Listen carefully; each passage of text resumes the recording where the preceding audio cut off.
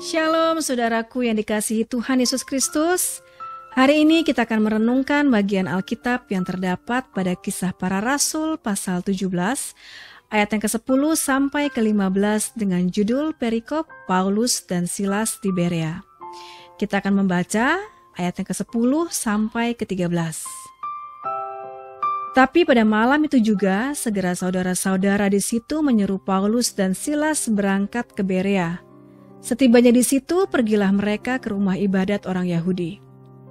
Orang-orang Yahudi di kota itu lebih baik hatinya daripada orang-orang Yahudi di Tesalonika, karena mereka menerima firman itu dengan segala kerelaan hati dan setiap hari mereka menyelidiki kitab suci untuk mengetahui apakah semuanya itu benar demikian.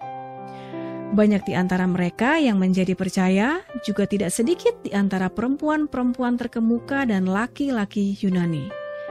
Tetapi ketika orang-orang Yahudi dari Tesalonika tahu bahwa juga di Berea telah diberitakan firman Allah oleh Paulus, datang jugalah mereka ke sana menghasut dan menggelisahkan hati orang banyak. Pada perikop sebelumnya, orang-orang Yahudi di Tesalonika menjadi iri hati dan ingin mencelakakan Paulus dan Silas. Karena itu, saudara-saudara di situ menyuruh Paulus dan Silas berangkat ke Berea. Nah, di Berea ternyata Paulus dan Silas mengalami hal yang sama seperti yang juga terjadi di Tesalonika. Mereka pergi ke rumah ibadat orang Yahudi dan mengajar di sana.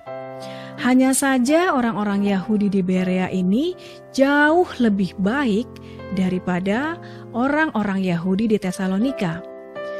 Mereka lebih menerima firman yang disampaikan oleh Paulus dan Silas. Di kota ini juga Paulus menuai banyak orang percaya, termasuk para perempuan terkemuka dan laki-laki non-Yahudi. Namun rupanya berita keberadaan Paulus dan keberhasilannya di Berea itu juga didengar oleh orang-orang Yahudi di Tesalonika yang memang memusuhi Paulus sebelumnya.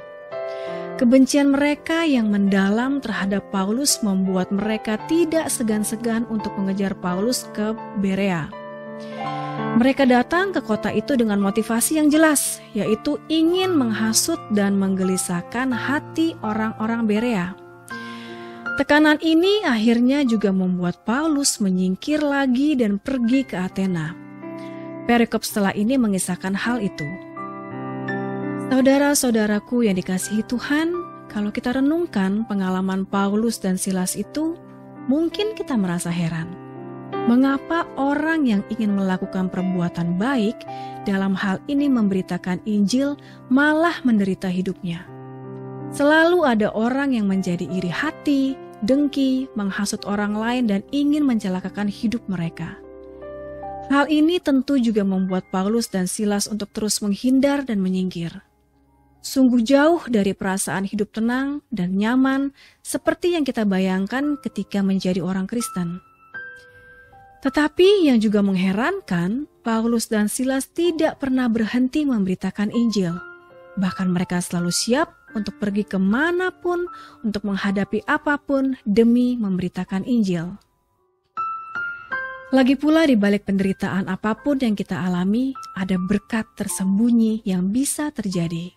Seperti yang dialami oleh para rasul itu, tekanan di sekitar mereka yang akhirnya membuat mereka menyingkir dan bergerak ke berbagai kota dan tempat yang malah membuat Injil semakin tersebar. Saudaraku yang terkasih di dalam Tuhan, melalui kisah ini mungkin kita perlu menata ulang iman kita sebagai orang Kristen. Bahwa menjadi orang percaya dan dipenuhi dengan Roh Kudus tidaklah membawa kita untuk memiliki tuntutan hidup menjadi sukses, baik, sejahtera, aman, nyaman, dan bahagia. Namun menjadi orang percaya yang dipenuhi Roh Kudus memiliki tanda yang tidak lain adalah selalu mengusahakan dan siap menderita menghadapi apapun demi pemberitaan Injil. Apakah kita mengaku orang percaya yang dipenuhi Roh Kudus? Sudahkah kita memiliki tanda-tanda ini?